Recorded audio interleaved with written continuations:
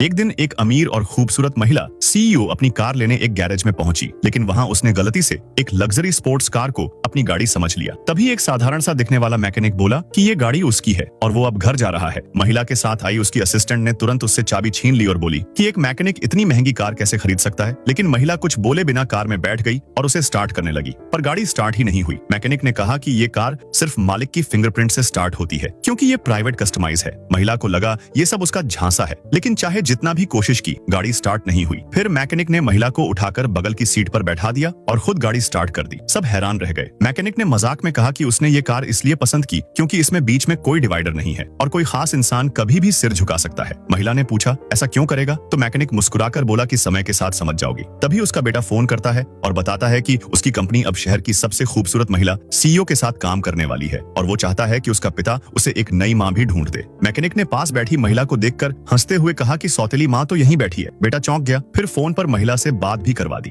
महिला थोड़ी परेशान हो गई कि अचानक वो किसी की माँ बन गई। फिर मैकेनिक को पता चला कि महिला की कंपनी को पैसों की जरूरत है। उसने तुरंत फोन उठाया और अपनी टीम को कहा कि इस कंपनी में 100 करोड़ रुपए का निवेश कर दो। असिस्टेंट को यकीन नहीं हुआ और उसे मजाक समझा, लेकिन कुछ ही सेकंड में बैंक का मैसेज आया कि पैसे ट्रांसफर हो चुके हैं। अब असिस्टेंट चुप और महिला पूरी तरह हैरान। महिला बोली कि अब तो मुझे आपकी पर्सनल सेक्रेटरी बनना ही पड़ेगा। मैकेनिक बोला, आज पार्टी में बस मेरी गर्लफ्रेंड बनकर चलो। महिला मान गई। पार्टी में पहुंचे तो कुछ अमीर लड़कों ने उसके कपड़े देखकर उसका मजाक उड़ाया और कहा कि लगता है अभी किसी गाड़ी की सर्विस करके आया है। बेटा भी शर्मिंदा हो गया और बोला, पापा आप यहाँ से चले जाओ वरना मेरी इज्जत खराब हो जाएगी। लेकिन मैकेनिक ने कहा कि जिससे डील होने वाली है यानी जियांग जोंग, वो उसी की गाड़ी में आए हैं। सब चौंक गए, लेकिन वहां मौजूद किसी को भी उस आदमी की बातों पर यकीन नहीं हो रहा था। असल में ये पार्टी उसी के बेटे की कंपनी में हो रही थी और जिस महिला को सब मैडम सीईओ कह रहे थे वो उसी वक्त ऊपर वाले ऑफिस में बैठी थी। तभी बिना किसी से कुछ कहे वो मैकेनिक चुपचाप ऊपर ऑफिस की ओर चल पड़ा। जैसे ही महिला ने उसे देखा, उसने मुस्कुराकर उसे अपने चेयर पर बैठाया और खुद ही उसकी पीठ और कंधों की मालिश करने लगी, जैसे वो कोई अजनबी नहीं, बहुत खास हो। तभी उसका बेटा और बेटे का दोस्त भी ऊपर ऑफिस में आ पहुंचे। जैसे ही उन्होंने अपने पिता को ऐसे देखा